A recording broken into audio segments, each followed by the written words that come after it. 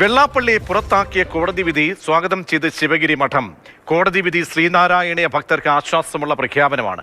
അടുത്ത കാലത്തായി ശ്രീനാരായണ ഗുരു നേടിയെടുത്ത പല കാര്യങ്ങളിൽ നിന്നും പിന്നാക്കം പോവുകയാണ്. ശ്രീനാരായണ ഗുരുവിന്റെ സന്ദേശങ്ങൾ കാലോചിതമായി പരിഷ്കരിക്കണമെന്ന നിർദ്ദേശം വന്ന ദുരവസ്ഥ പോലും ഉണ്ടായി.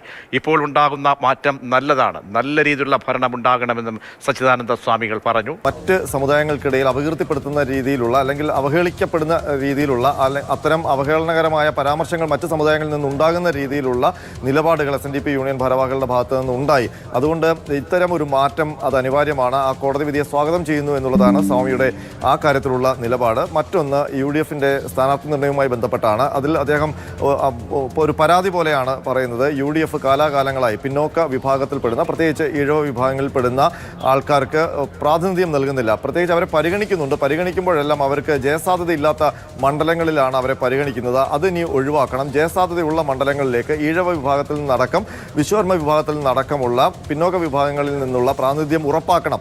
ഇത് കഴിഞ്ഞ ദിവസം രാഹുൽ ഗാന്ധി ശിവഗിരി മഠത്തിൽ സന്ദർശനം നടത്തിയിരുന്നു. അപ്പോൾ അത് സംബന്ധിച്ച് ഒരു കത്ത് തന്നെ രാഹുൽ ഗാന്ധിക്ക് സ്ഥാനാർത്ഥി നിർണ്ണയവുമായി ബന്ധപ്പെട്ട് ഇക്കാര്യങ്ങളെല്ലാം ശിവഗിരി മഠത്തിന്റെ പരിഗണനാ വിഷയങ്ങൾ ചൂണ്ടിക്കാട്ടിക്കൊണ്ടുള്ള കത്തും നൽകിയിട്ടുണ്ട്. അപ്പോൾ ആ കത്ത് പരിഗണിക്കണം എന്നുള്ളൊരു ആവശ്യം കൂടി മുന്നോട്ട് വെച്ചിട്ടുണ്ട്. അപ്പോൾ വർക്കല മണ്ഡലത്തിലടക്കം കോൺഗ്രസ് ഈ ഒരു നിലപാട്, ശിവഗിരി മഠത്തിന്റെ നിലപാട് ഉൾക്കൊള്ളണം എന്നുള്ളൊരു ആശയവിനിമയമാണ് സ്വാമി സച്ചിദാനന്ദ മുന്നോട്ട് വെക്കുന്നത്. തങ്ങൾ പ്രതിനിധാനം ചെയ്യുന്ന സമുദായത്തിന്റെ വളർച്ചയ്ക്ക് യാതൊരു വിട്ടുവീഴ്ചയും ഇല്ലാതെ അക്കാലത്തെ യോഗ നേതൃത്വങ്ങളൊക്കെ പ്രവർത്തിച്ചിരുന്നതായിട്ടാണ് ഞാൻ മനസ്സിലാക്കിയത്.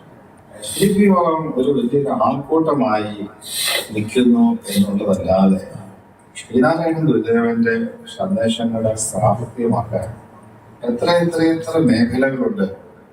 ആ മേഖലകളിലൊന്നും കാര്യമായ കാമ്യമായ പ്രവർത്തനങ്ങൾ നടക്കുന്നതായിട്ട് പറയാൻ സാധിക്കുകയില്ല.